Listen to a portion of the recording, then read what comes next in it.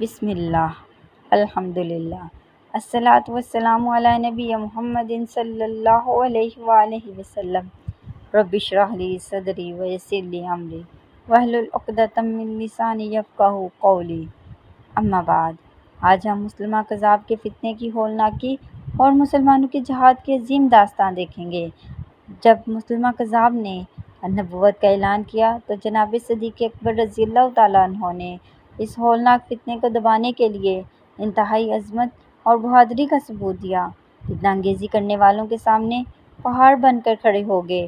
آپ نے مہاجرین و انصار کے 11 لشکر تیار کیے اور ہر لشکر کے لیے ایک پرچم تیار کیا گیا اور تمام لشکروں کو جزیرہ عرب میں چاروں طرف اسلامی پرچم دے کر روانہ کر دیا تاکہ وہ مرتدین کو راہ راست پر لائیں اور انہیں حق بات سمجھانے کے لیے ہر حربہ استعمال کریں۔ اگر نرمی کارگر ثابت نہ ہو تو بزور شمشیر اسلام کی حقانیت ان کے دلوں میں بٹھائیں۔ صورتحال یہ تھی، جملہ مرتدین میں سے مسلمہ کذاب کا قبیلہ بنو حنیفہ جنگ و جدال کے اعتبار سے انتہائی طاقتور اور تعداد کے اعتبار سے بہت زیادہ تھا۔ مسلمہ کذاب کی قوم اور اس کے حلیفوں میں سے 40,000 تجربہ کار جنگجو ایک جگہ جمع ہو گئے۔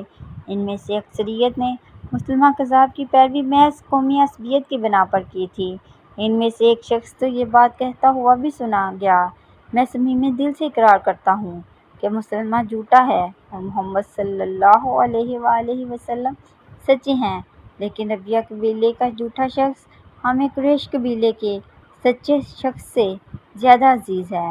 ہوا یہ کہ مسلمہ کذاب نے مسلمانوں کے اس پہلے لشکر کو شکست دے دی جس نے عکرمہ بن ابو جہل کی قیادت میں اس پر چڑھائی کی تھی۔ اس لشکر کو مجبوراً پیچھے ہٹنا پڑا۔ اس کے بعد صدیق اکبر رضی اللہ تعالیٰ عنہ نے دوسرا لشکر حضرت خالد بن ولید رضی اللہ تعالیٰ عنہ کی قیادت میں روانہ کیا۔ یہ لشکر اسلام انصار و مہاجرین پر مشتمل تھا۔ ان روشن چہروں میں حضرت براء بن مالک رضی اللہ تعالیٰ عنہ بھی شامل تھے۔ علاقہ نجد کے ایک مرکزی مقام یمامہ میں ان دونوں لشکروں کا آمنا سامنا ہوا۔ تھوڑی ہی دیر میں مسلمہ کذاب اور اس کی فوج کا پلہ بھاری ہو گیا۔ مسلمانوں کے قدم اکھڑ گئے اور وہ اپنے مورچوں سے پیچھے ہٹنے لگے۔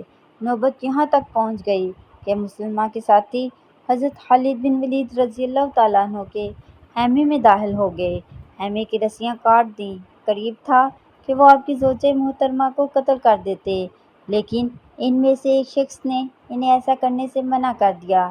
اس موقع پر مسلمانوں نے شدید خطرہ محسوس کیا اور انہیں یہ معلوم ہو گیا کہ اگر مسلمہ کذاب سے مقابلے میں وہ شکست کھا گئے تو پھر آج کے بعد اسلام کی سربلندی کے لیے کوئی بھی سر نہ اٹھا سکے گا اور جزیرہ عرب میں اللہ سبحانہ و تعالیٰ کی عبادت کرنے والا کوئی نہ ہوگا۔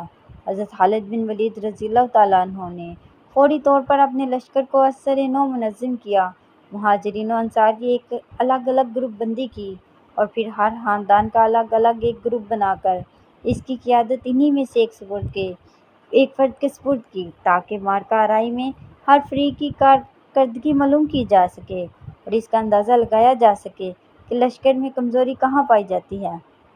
دونوں فوجوں کے درمیان ایسی تباہ کن اور ہولناک لڑائی شروع ہوئی جس کی مثال پہلی جنگوں میں نہیں ملتی۔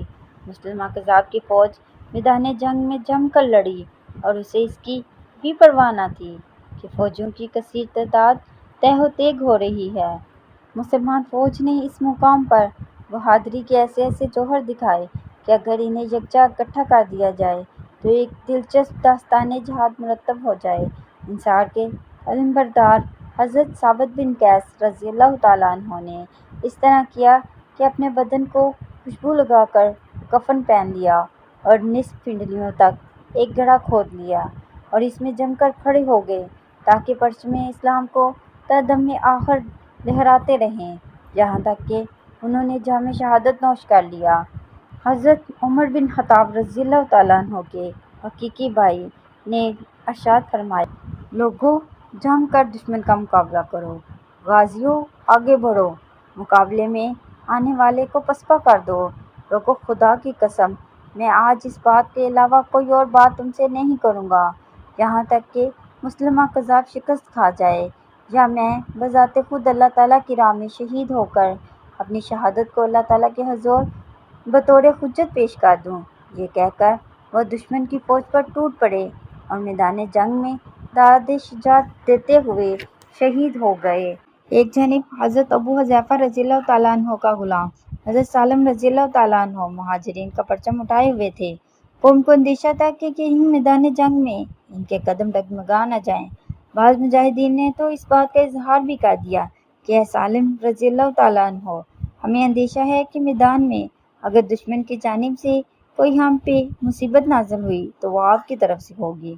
انہوں نے فرمایا، آپ فکر نہ کریں، میں انشاءاللہ قطعاً کمزوری نہیں دکھاؤں گا، میں اپنی طرف سے انتہائی ذمہ داری کا ثبوت دوں گا۔ پھر انہوں نے بڑی بہادری سے دشمنوں پر حملہ کیا اور میدان کارزار میں لڑتے ہوئے شہید ہو گئے۔ لیکن شجاعت کے یہ تمام واقعات حضرت براء بن مالک رضی اللہ تعالیٰ عنہ کی شجاعت کے سامنے معمولی معلوم ہوتے ہیں۔ حضرت خالد بن ولید رضی اللہ تعالیٰ عنہ نے جب دیکھا کہ لڑائی بڑی خطرناک صورتحال اختیار کر چکی ہے تو حضرت براء بن مالک رضی اللہ تعالیٰ عنہ کی طرف دیکھ کر ارشاد فرمایا، اے نوجوان انصار، قوم کی مدد کے لیے آگے بڑھو۔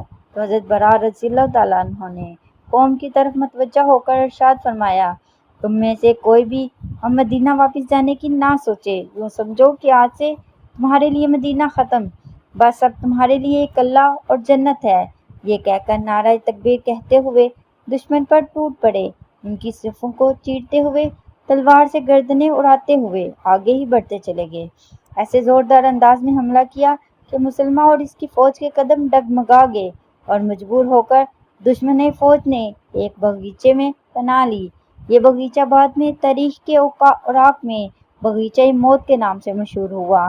دشمن نے باغ میں داخل ہو کر باغ کا دروازہ بند کر لیا تھا اور بظاہر ان سے مقابلے کی کوئی صورت نظر نہیں آ رہی تھی۔